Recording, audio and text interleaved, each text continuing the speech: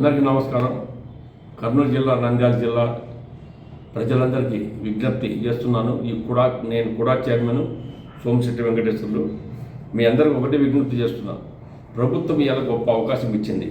మీరు ఏదైతే building approval లేకుండా, పర్మిషన్ లేకుండా, ప్రభుత్వ అనుమతులు లేకుండా ఇల్లు కట్టింటారో, ఎల్ఆర్ఎస్ కింద ప్లాట్లు కొని ప్రభుత్వ అనుమతులు లేకుండా నాన్ లేఅవుట్ల ప్లేట్లు కొన్నారో అందరికీ గొప్ప అవకాశం ఇవాళ ప్రభుత్వం ఇచ్చింది.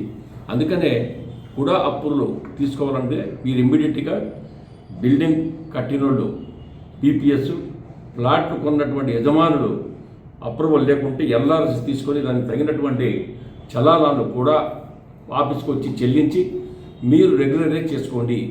లేకపోతే చాలా ఇబ్బంది పడతారు. ఎందుకంటే ఇవాళ ప్రభుత్వం ఇంత అవకాశాలు ఇచ్చినా మీరు సద్వినియోగం చేసుకోలేక మాత్రం మీరు తప్పు చేస్తున్నారు. ఇంకా మంత్రాలయము, మరి పాండ్యము, అదేవిధంగా వెల్దుర్తి కొన్ని జాగ్రత్తలు అయితే ఆల్రెడీ ఇల్లు చాలామంది కట్టినారు.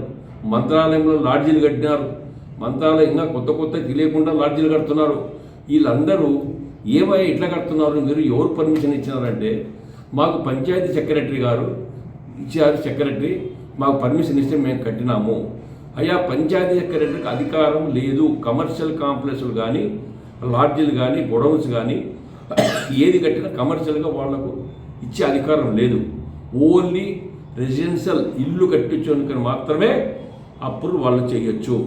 కాబట్టి ఎన్ని పొరపాటు పడి చాలామంది ఇబ్బంది పడుతున్నారు. ఈ ఇబ్బంది తెచ్చుకోవద్దని, ఇంకా మంచి అవకాశం ఇచ్చినప్పుడు మీరు సద్వినియోగం చేసుకోవాలి.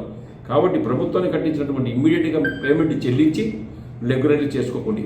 అటు లేని ఎడల మీరు చాలా ఇబ్బంది పడతారు. టైం అయిపోయిన తర్వాత మీకు ఎలాంటి నోటీసులు రావు, ఏమీ రావు, కూల్చివేయడం జరుగుతుంది. ఆ పని తెచ్చుకోవద్దండి.